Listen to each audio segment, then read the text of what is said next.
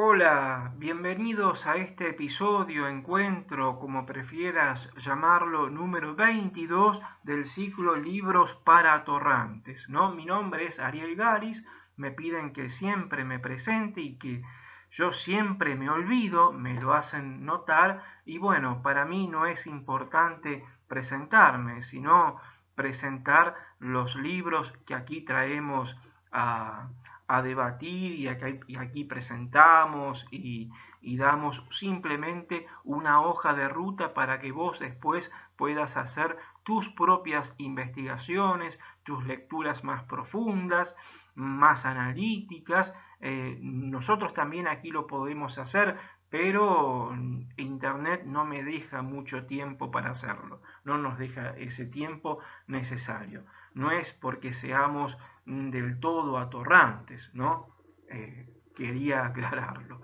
Bueno, por otra parte, si podemos en este siglo XXI pandémico, encima pandémico, evitar el yo, vendría muy bien, ya que vivimos en una especie de un yo que está diseminado por todas partes, yo en todas partes, y poder olvidarnos por un ratito del mismo no vendría mal. Te olvido, no es un olvido que lo hago adrede, pero como me piden que diga mi nombre, ya lo dije, Ariel Garis, y este es el ciclo Libros para Atorrantes. Bueno, nuevamente el yo se impuso, ¿no? Un yo al que uno tiene cierta aprensión, quiere mantener cierta distancia con él. En esta oportunidad vamos a hablar de filosofía y vamos a hablar de un filósofo en particular, Séneca. Vamos a hablar del estoicismo.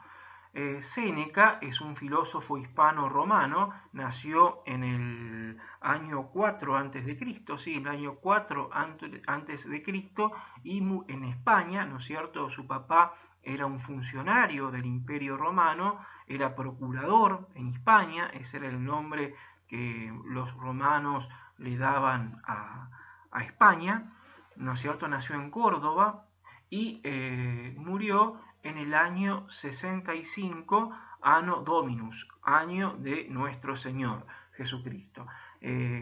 Nació entonces en el 4 a.C. y murió en el año 65 de nuestra era cristiana. Lucio Aneo Séneca, su nombre.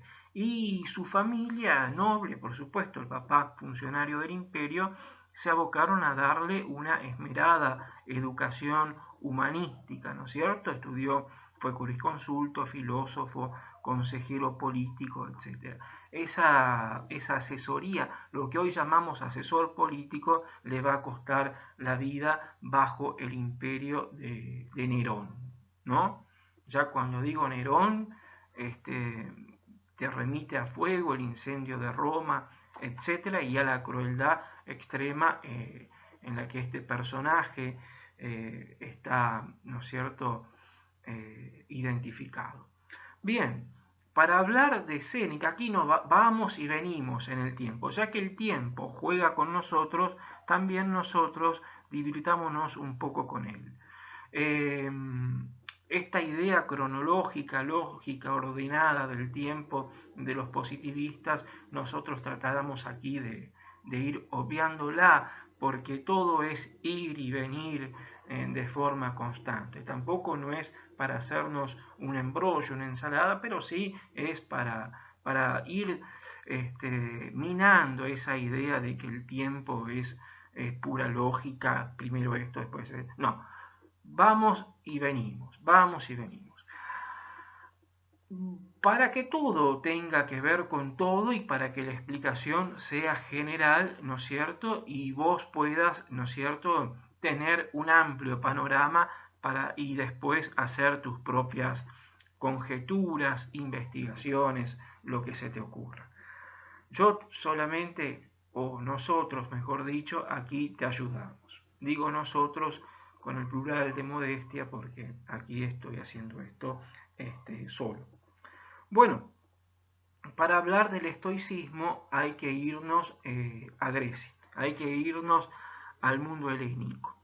El estoicismo nació entre los siglos IV y III antes de Cristo, ¿no es cierto? Allí se desarrolló con Zenón de Sitio, ¿no? Estoa, estoicismo viene de estoa, pórtico, puerto, ismo, ¿no es cierto? Doctrina, la doctrina que se enseñaba debajo del pórtico, ¿no? En la puerta, donde Zenón daba, ¿no es cierto?, sus, digamos, clases a sus seguidores, a sus discípulos. Nace también en esta etapa helénica, nacen por ejemplo el hedonismo, Epicuro, ¿no? La idea de placer, etc. No tiene nada que ver con esto, el estoicismo. Después del proyecto, ¿no es cierto?, imperial de Alejandro Magno en Grecia, ¿no es cierto?, y sobre todo tras la muerte de Aristóteles, es el fin de los grandes sistemas filosóficos griegos, ¿no es cierto? Y entonces el mundo helénico vuelve la mirada no tanto al animal político, social, aristotélico, sino a una filosofía de tipo práctico, ¿no? Y una filosofía que atienda a la naturaleza humana, al alma, ¿no? Van directamente al alma. ¿Qué pasa con el alma? Es una filosofía netamente para el individuo. ¿Sí? Zenón de Sitio enseñaba, ¿no es cierto?, que para lograr esa panacea para el mundo griego y para el mundo posmoderno también, que es la felicidad, bien, primero debían dominarse las pasiones, es decir, el patos, ¿no? Dominar por la voluntad el patos, por la lógica, por el entendimiento también, pero aquí le pone la cuestión de la voluntad, dominar las pasiones, los deseos, los bajos instintos, dominar todo eso para lograr la virtud, y la virtud te llevaría a la felicidad. Esto suena mucho ya a discurso cristiano, ¿no? Claro, muchos autores dicen que los estoicos son los primos hermanos de los cristianos. El estoicismo pasa a Roma, cuando ya Roma es un imperio, los principales exponentes del estoicismo griego, ¿no es cierto? Séneca, aquí lo tenés, Séneca, el libro en cuestión, los tratados filosóficos y las cartas a Lucilio, que son 124 cartas que escribió Séneca a Lucilio, un personaje que muchos dicen que era funcionario romano en Sicilia, otros dicen que no existió, que era ficticio. Puede ser. Bien, Marco Aurelio es otro de los exponentes del estoicismo en Roma. ¿En qué se basa esto? Bueno, es una filosofía de carácter práctico, ¿no? De carácter práctico que va directamente hacia la moral, costumbre, va hacia la cuestión ética, ¿no es cierto? Las buenas costumbres, las buenas acciones para alcanzar una plenitud, una armonía con uno mismo, no con la naturaleza y con los demás. Logrando todo este equilibrio muy importante, también la palabra equilibrio puede equipararse con la palabra paz, podés llegar a la felicidad. La felicidad es un asunto de plebeyos, decía el literato alemán von Goethe. Bueno, aquí vamos y venimos. Vos podías llegar así a la felicidad. Lucilio, muchos dicen que no existió, otros dicen que sí. Fíjate vos que también algunos decían que Séneca había tenido correspondencia con San Pablo, el apóstol, cosa que después descubrieron que eso es apócrifo, no existió. El personaje dio para mucho. Durante el gobierno de Calígula, Sandalias, Calígula, ese es el sobrenombre, Séneca la pasó muy mal. De España se fue a Roma. De España se fue a Roma, ¿no es cierto? Era un hombre instruido, culto, y era lo que hoy llamamos el asesor político para algunos.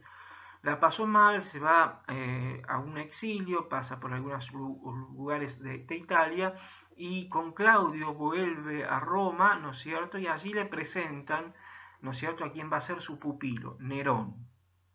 Le presentan a quién va a ser su pupilo. Nerón. Todo esto eran familiares, Calígula, ¿no? Claudio, Nerón, estaban todos relacionados. Agripina era la mamá de Nerón, iba a hacer todo lo posible para que a Claudio, el emperador, lo suceda a su hijo Nerón. Nerón lo sucedió, ¿no es cierto?, en el trono imperial romano, y ahí Séneca, que había sido durante 10 años abogado de Nerón, ¿no es cierto?, lo aconsejaba en algunas cuestiones jurídicas, llega a ser un asesor en la corte de Nerón.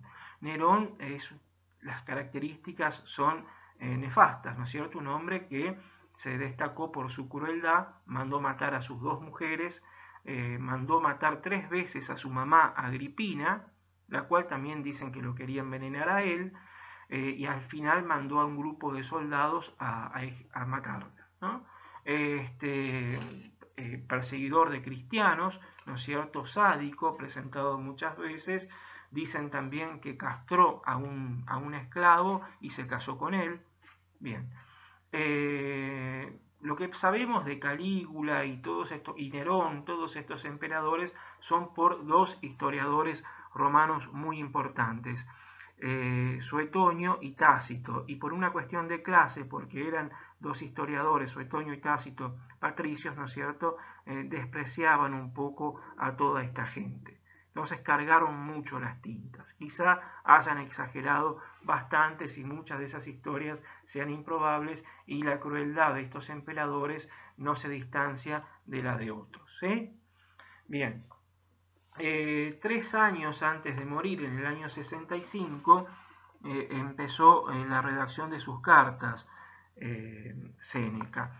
Y en el año 65 Nerón lo encuentra culpable de conspirar contra él, la conspiración de Pisón, y entonces le escribe, era la costumbre de Nerón, una carta diciendo, bueno, o te suicidas, te matás vos o te mando matar yo con tortura mediante y una muerte cruel. Entonces Séneca se puso en una bañadera, se cortó las venas, se desangró. Me fui como quien se desangra, como dice la novela Don Segundo Sombra, exquisita novela de Ricardo Guiraldes, el argentino, la literatura gauchesca. Bueno, y no se moría nunca, entonces le trajeron veneno y finalmente, por supuesto, se desangró.